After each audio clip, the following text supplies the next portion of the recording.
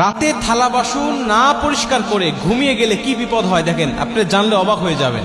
হযরত আলী রাদিয়াল্লাহু তাআলা আনহু বলেন যে তোমরা রাত্রিবেলায় থালা বাসন অপরিষ্কার রেখে এগুলো না ধুয়ে কখনো ঘুমাতে যাবে না, কারণ এতে তোমাকে কয়েকটা বিপদের সম্মুখীন হতে পারে।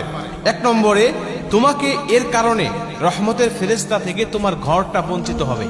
তোমার ঘরে কোনো রহমতের ফেরেশতা প্রবেশ করবে না এবং তোমার ঘরটা হবে দুষ্ট জিন, দুষ্ট শয়তানের আড্ডাখানা। এগুলো তুমি পরিষ্কার রেখে এই পাতিলগুলোকে, এই থালা বাসনকে উপর করে এগুলো রেখে তারপরে তুমি ঘুমাতে যাবে। আল্লাহ রাসূল সাল্লাল্লাহু আলাইহি ওয়াসাল্লাম এই বিষয়ে কয়েকটা হাদিসের মধ্যে বর্ণনা দিয়েছেন, আমরা অনেকে এগুলো হয়তো বা গুরুত্ব দেই না। রাসূল সাল্লাল্লাহু আলাইহি ওয়াসাল্লাম বলেছেন যে তোমরা রাত্রিবেলায় তোমাদের থালা বাসন এগুলো ধুয়ে তোমরা ঢেকে রাখো, কেন শয়তান সেখানে আগুন জ্বালিয়ে দেয় এবং সেখান থেকে তোমাদের ঘর পুড়ে যায়। এই হাদিসের ব্যাখ্যা বিভিন্নভাবে আসছে।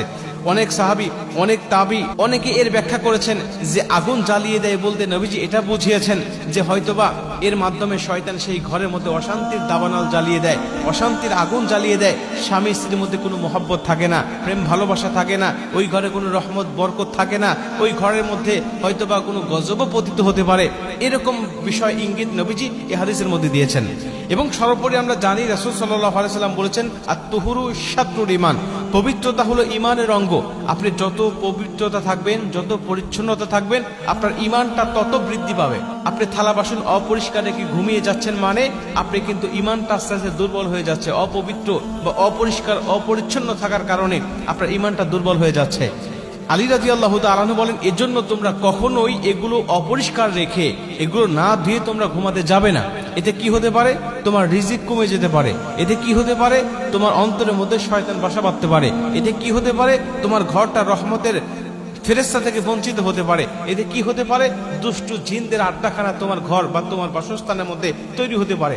আর যেই ঘরে দেখবেন দুষ্ট জিন আর দুষ্ট শয়তানের আড্ডাখানা থাকে, ওই ঘরে রহমত বরকত বলতে কিছু থাকে না। ঝগড়া, কলহ, বিপদ আপদ একের পর এক লেগেই থাকে, অসুখ বিসুখ দিয়ে একেবারে জর্জরিত থাকে। এজন্য নবীজি যেটা আদেশ করেছেন, নবীজি যেটা হালাল করেছেন, নবীজি যেটা করতে উৎসাহ প্রদান করেছেন, এটার মধ্যে কল্যাণ আছে নিশ্চিত। আপনি ভেবে নেন এর মধ্যে কল্যাণ আছে। আর যেটা করতে নিষেধ করেছেন ওইটার মধ্যে অকল্যাণ আছে, ওটা থেকে বেঁচে থাকেন।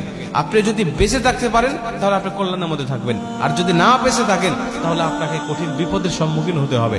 এজন্য মা বোনদেরকে বিশেষ করে রাত্রিবেলায় ঘুমানোর আগে থালা বাসনগুলো পরিষ্কার করে ঘুমাতে যাবেন, এতে আপনার অনেক কল্যাণ হবে।